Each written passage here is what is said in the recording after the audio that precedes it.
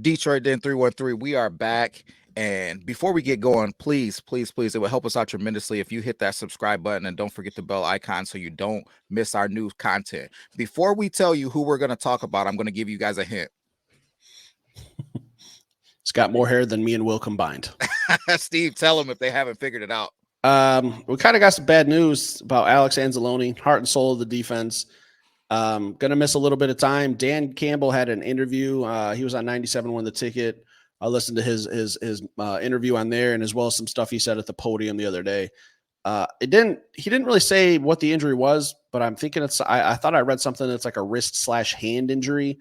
He was kind of vague on it. Didn't really say like how long, but pretty much said, I don't think Alex is going to be playing on Sunday against the Saints. Yeah, and he said he could miss some time. Yeah, sometime. Very vague. Yeah. So that means, like, to me, I took it as it could be a week, could be 2, could be 3. I don't know.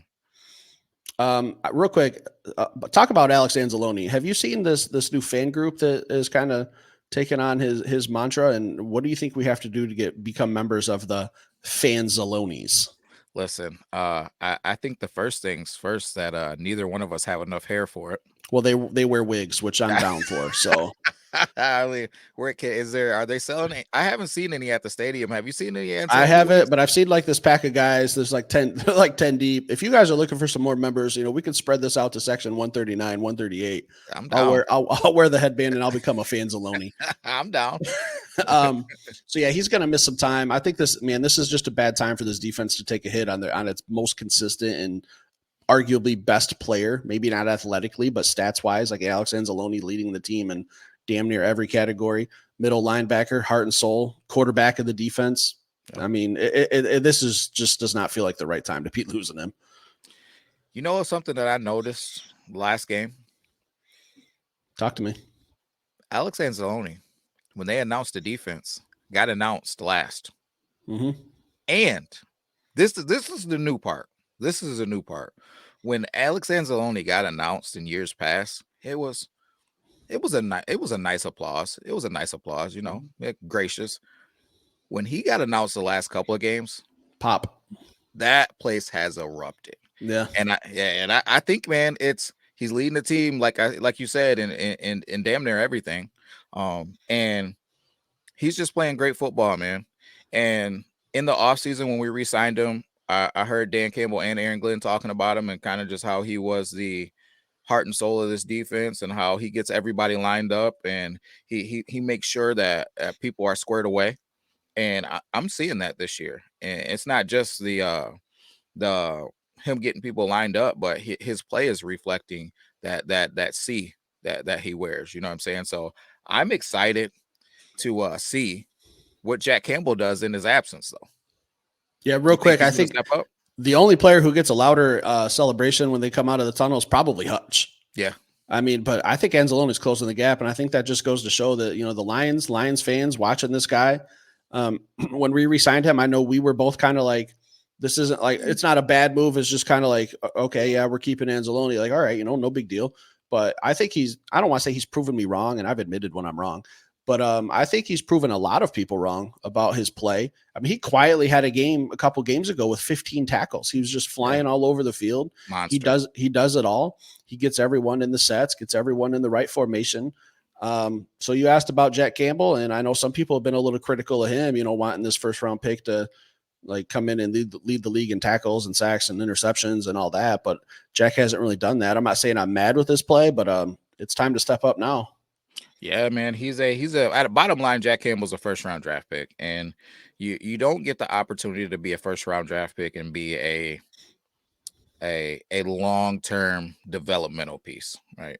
So, and the only way that you even have any developmental time to me is if you're a quarterback. We'll give you a couple of seasons to hopefully figure it out. But when you're playing dang near anything else, we want to see you get on that field and be an impact player. So, I'm really worried about a defense that has some issues already, losing arguably its most important piece.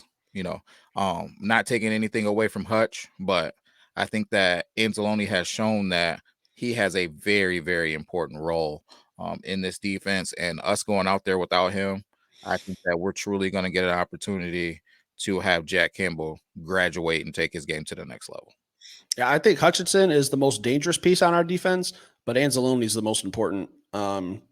I don't know. Like I said, going into the Saints game without your starting middle linebacker, who's kind of been the anchor, trying to keep everything together for a defense that has a lot of issues, not getting a pass rush, some minor coverage issues, just not a good time. But it's going to be sink or swim for Jack Campbell on Sunday because I think he's going to be the starter. I think he's going to be out there.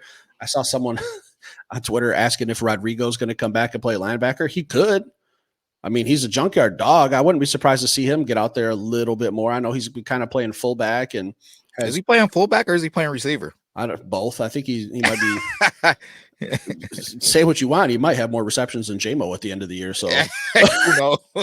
Who knows? We'll have to see. He's got more receptions than Donovan Peoples-Jones. Yeah, I have more receptions than Donovan Peoples-Jones. So you guys are tied. Stop it. Yeah, well, we're tied. Well, tie goes to the home team, so that's me. There you go. Yeah, I think it's going to be sink or swim for Jack Campbell this Sunday. And he's got his hands full because he's going to be keying in on Alvin Kamara, who's one of the league's best. You've kind of compared him to Jahmyr Gibbs. That's going to be his guy. He's going to be covering on a lot of passes. Kamara's got some speed. He's got some hands. He can run a lot of different routes. So I'm probably more normally during games, I focus on D-line. I think I'm going to have to key in on Jack Campbell versus Kamara this week. Yeah, I'm gonna have to take a look at it as well, man. The thing that I love about Jack Campbell is the way that he deals with offensive linemen. So that's one of the reasons why I'm going to be keying on him. At 6'5", 250 pounds, man, that guy, he's not shy with these pulling guards and the centers trying to get up to the next level. And I love how he engages with them and gets rid of them. So I'm gonna be keying in on that, man. Also, him, running plays down and just seeing how he deals with. He's just getting us into our calls and our checks, and just seeing what the snap share is because I don't want to forget about Derek Barnes and. I want to see how many snaps Derek Barnes gets in comparison to Jack Campbell. Is this thing just us passing the torch to Jack Campbell, or is Derek Barnes going to be out there getting a lion's share of the snaps? See what I did there? See that? Clever. Very clever. Man of many words you are. Do you think that the Lions linebacker position is the weakest on the team? I think the D-line is the weakest on the team. All right. I'm glad I was trying to set you up for a debate there, but I have to agree. Yeah. And Alex Anzalone, like when he blitzes, he's been getting home a lot too. I mean, you remember the Monday night game, I think he almost killed Jimmy Garoppolo. Yes. So he's a guy that we can send. And I want to see Jack Campbell. Everyone talks about this pass rush that he had at Iowa when they blitzed him in those A gaps. Haven't really blitzed. I mean, the one time I vaguely remember him, or actually quite well, I remember it was the Monday night game as well when he went low on Garoppolo and got that roughing the passer call, which was a penalty for the record. He tripped. He might have tripped, but you still hit the quarterback below the knee, so still a flag. But I want to see more of his pass rush, and I don't know if we're going to see that Sunday. I've seen some people calling for him to play defensive end, William.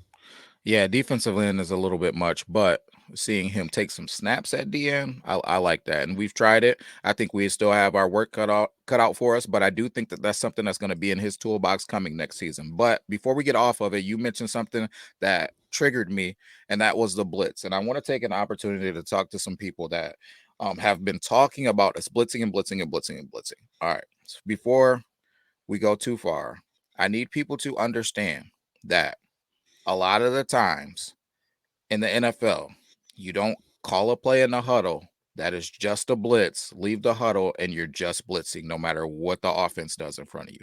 A lot of the time, you're blitzing situationally, meaning that if they line up in certain things, you're going. If you don't have a certain responsibility, say you're responsible for number 2 and they don't have a number 2, or you're responsible for back out blocks, then you're going, right? It's a delayed blitz, or just call delayed blitzes. So, or you're stunting, right? So a lot of the times, guys, we're calling blitz, but they may not look like our blitzes that we're used to, like where they snap the ball and we're taking off. So sometimes, guys, just look at those guys that are hanging around for a second, picking a gap and going, hanging around for a second, letting that stunt clear in front of them, and then going, and we're still blitzing. It may not just be the blitz that you're used to. The NFL is not, these quarterbacks are so good now that you're not just going to come up to the line of scrimmage, them see you pinning your ears back and have a guy not check out of it. It's just not going to happen. when you blitz, you also leave open a space on the field where a lot of these quarterbacks are trained in practices for thousands or hundreds of thousands of hours on finding where a blitz is coming from. Like if they see, I'm just going to use this as an example. If they see Jack Campbell blitzing, they might have a receiver go to the middle of the field, and that's their hot route that would normally be 3 or 4 yards. Now it's 15 because there was no one there.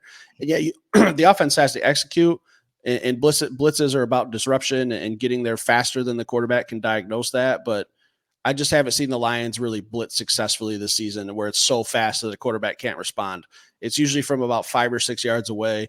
They see it coming, and it's just not working. And to be honest, I don't really know why, because I see a lot of other teams. Like I watched the Chicago Bears last night. Their defensive line and their linebackers were getting after Little Bill, aka the Pastronaut, and Josh Dobbs. So, I mean, I was just watching these defenses, like their blitzes look completely different from ours. It looks like they're getting there before a quarterback can recognize it. Whereas when I see the Lions blitz, it's kind of more from like a traditional set. They're not really getting up on the line and blitzing. Am I wrong there? No, I think you're right, but I think the reason behind that is because we don't have a pass rush. Because ultimately, if you have a pass rush disrupting the quarterback that he's dealing with and a blitz, then I'm kind of stunned by the pass rush. I'm making a move to evade that or deal with it, whether it's step up in the pocket, whether it's try to get outside of the pocket. And then typically that runs me and leads me into the blitz. What teams are doing to us right now is they're immediately accounting for Hutch, who is getting most of the immediate pressure, right? Aleem is getting pressure, but it's not immediate right now pressure. Hutch is getting off the ball. He's athletic, he's quick, he's twitchy, he's getting off the ball immediately, and sometimes he can have immediate pressure. So they are shifting the protection to him, right? To Hutch. And then when the blitz comes, there's nobody else with immediate pressure. The Bears have multiple guys that can get immediate pressure from the defensive line. And when that happens and they lead them into the blitz, and it's just more explosive. We don't have an explosive pass rush, and you can't just call a blitz and to alleviate that problem, because what quarterbacks are taught to do is throw into the blitz. Receivers are taught to replace. You blitz, I replace you with the body where you just were. Get rid of it out of my hand quick, and it's off to the races if I make that third level guy move or miss. So I mean, that's the dangers of what we have. We don't have an immediate pass rush that is challenging these quarterbacks oftentimes, and if we blitz too much, we're going to give up huge plays. So guys, that's just my opinion, guys. I think if we just start pinning our ears back with linebacker blitzes and safety blitzes, we're going to get hit for touchdowns, and I A don't think lot you of guys big want to see plays. that. Yeah. And Detroit's really not giving up a lot of big plays this year. Exactly. It's just kind of been like sustained drives. We're not getting pressure. We're not getting a lot of interceptions. I couldn't even tell you the last game we had an interception. It's been a while. Oh. So we got some issues to talk about. And real quick, what I see with Hutchinson too is it's kind of hard to notice in the heat of the game when we're there watching live. But when I go back and rewatch, I see a lot of teams motioning someone over to his side, a running back, a receiver, maybe even a tight end. And they kind of push Hutch inside. They chip him and force him inside, and that kind of creates a space for the quarterback to boot out to whatever side Hutch is on, and he's got all day to throw right there. I think that's an issue that we need to address. I'm not a coach, don't know how to address it, so I don't know. That's kind of what I've noticed on a lot of games when I go back and rewatch is someone just chipping him, forcing Hutch inside. QB escapes to that side, wide open, nobody around. That's like a new pocket for a quarterback. Steve, can I ask you a question? Anything you want. If you are a offensive coordinator, right, and you are making your game plan against the Detroit Lions, who are you going to worry about? Aiden Hutchinson, end of list. And that's the bottom line, man. Like they're making their offensive game plan predicated on how to deal with Hutch, and we don't have anyone else that is a threat to an offensive game plan. Nobody that is being thought about in the offensive game plan. Hey, we have to deal with Hutch and nobody, right? And I think that's why I've been so critical of John Kaminsky this year, because he's supposed to be, Aiden Hutchinson's supposed to be Batman. Kaminsky, I feel like, should be Robin, and Robin's just kind of out there with a cast on his hand most of the time. Like, and I get it, he's good against the run. I'm willing to give up a little bit in the run game because we've been so good to think that it's not all going to fall on John Kaminsky.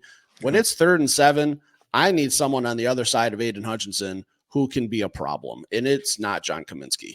I don't think we have anybody, man. I've never looked You at. got me. I'm there on Sundays. You're unavailable. I'm 100% available for the Nah, right buddy. price. Listen, man, we can't have you getting hurt, man. We need you on the podcast. I could do both. Hey, Dan, he's unavailable. Don't call him. They used to call me Pass Rush Perkins back in the day. I'm just They going to never say, they never called you that. oh, But anyways, we have small roars nobody. at We have small roars at Bunkelman Field at Mineral High on a Friday night. I cannot. I won't participate. Yeah, we need some help. And guys, it's just not coming this year. We kind of just have what we have. Kaminsky's it. I'm not going to talk about James Houston anymore. We've given our opinions on him. If you guys want to go find another show where we've talked about him, is he going to help? Yes. Is he going to do what he did last year? No. So I don't really see a lot of help being on the way. I mean, maybe Bruce Irvin, right? Yeah. So basically, we're going to be in shootouts, guys. Yeah. That is what we need to be ready for. We need to be ready for a defense that can find a way to get stops, and then outside of that, we got to score enough points, man, to win these games. We got to be ready to be in shootouts, man, and that's just the bottom line. Yeah. So we talked about the defense. Alex Anzalone probably going to miss at least this week. Hopefully, it's just one game. He'll be back. Big loss. Time for Jack Campbell to step up. Derek Barnes, maybe Rodriguez. We'll have to see what their plan is. Big loss. I think this is probably the one guy we really couldn't afford to lose on the defense between him and Hutch. I would say Anzalone is probably my number 2. Yeah. So leave a comment down below. We talked about a little bit of Anzalone, the defense as a whole, kind of some issues, some schemes that teams are throwing at us. Leave a comment. Let us know what you guys think. If we're idiots, if we're right, if you have anything else to contribute to a conversation, hit that like button. If you haven't seen us before, hit that subscribe. We're close to 2,000. We're zeroing in. Help us out. Peace.